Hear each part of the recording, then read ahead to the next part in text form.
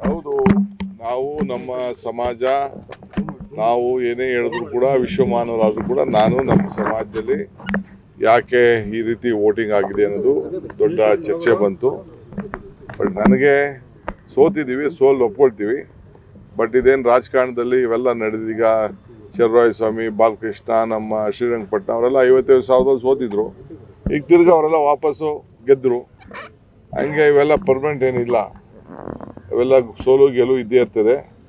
6 ತಿಂಗಳಿಗೆ ಎಲ್ಲ ಚೇಂಜ್ ಆಗ್ತದೆ, ಜನರ ಭಾವನೆ ಚೇಂಜ್ ಆಗ್ತದೆ, ಕೆಲಸ ಕಾರ್ಯಗಳು ಚೇಂಜ್ ಆಗ್ತದೆ. ಇವೆಲ್ಲ ಏನು ಪರ್ಮನೆಂಟ್ ಇದೆ. ನಾವು ಹಿಂದೆ ಬರೀ 1 ಸೀಟ್ ಗೆದ್ದಿದ್ರು ಸುರೇಶ್, ಈಗ 9 ಸೀಟ್ ಗೆದ್ದಿದ್ದಾರೆ. ಇನ್ನು 4-5 ಸೀಟ್ ನಾವು ಎಕ್ಸ್ಪೆಕ್ಟ್ ಮಾಡಿದ್ದು. ಸೊ ಅದರಿಂದ ನಮ್ಮ ಕಾರ್ಯಕರ್ತರಿಗೇನು ಚಿಂತೆ ಮಾಡೋದು ಬೇಡ. ಐ ಆಮ್ ಟೆಲಿಂಗ್ ಯು, ನನಗೆ ನಂಬಿಕೆ ಇದೆ 2028ಕ್ಕೆ ಕಾಂಗ್ರೆಸ್ ಸರ್ಕಾರನ ವಾಪಸ್ ತರ್ತೀನಿ. That is my responsibility. And ನಾವೆಲ್ಲ ಸೇರಿ ಒಟ್ಟಿಗೆ, ನಾನು, ಸಿದ್ದರಾಮಯ್ಯನವರು ಮತ್ತು ಎಲ್ಲ ಕ್ಯಾಬಿನೆಟ್ ಮಿನಿಸ್ಟ್ರು ಬೆಳಗ್ಗೆ ಸಾಯಂಕಾಲ ದುಡಿದು ಈ ಸರ್ಕಾರ ಬರ್ತದೆ.